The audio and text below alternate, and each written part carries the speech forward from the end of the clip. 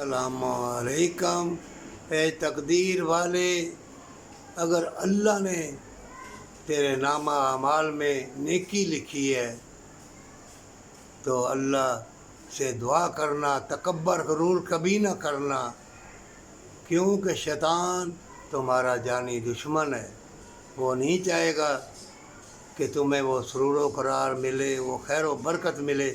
جیسے میں کہتا ہوں، حج عمرے کیے، نیکی کی، قرآن پڑھا، بڑا حافظ ہوا، دنیا کا عالم دین، حجروں والا، تویز گنڈے والا، وہ ثواب تو مل جائے گا، لیکن وہ سرور و قرار، وہ خیر و برکت، وہ جو لذت ہے وہ نہیں ملے گی۔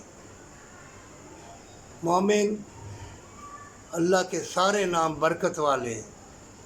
یہ جو نیٹ پہ بتاتے ہیں نا، یہ پڑھ لو، وہ پڑھ لو، تمہارے اندر ہی کچھ نہ ہو، وفائی نہ ہو، محبت پیار ہی نہ ہو، کسی یتیم مسکین غریب کا درد دل ہی نہ تمہارے اندر ہو، موت کو بھی یاد نہ ہو، اور ہمیشہ کی جنت بھی بھول جاؤ، تو پھر جو مرضی پڑھو، قرآن پڑھو، حج کرو، عمرے کرو، لوگوں کو دکھا دکھا کے نیکی کرو، ثواب مل جائے گا، لیکن وہ انوار و تجلیات، وہ خیر و برکت نہیں ملے گی۔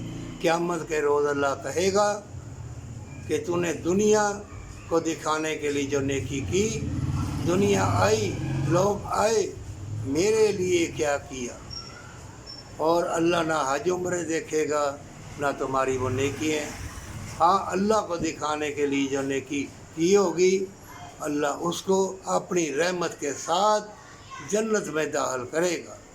نہ کہ بڑا قاری ہے، نہ حج عمرے، نہیں، سب کو اللہ اپنی رحمت کے ساتھ جنت میں داخل کرے گا، پر سچی توبہ اور ماں باپ سے محبت۔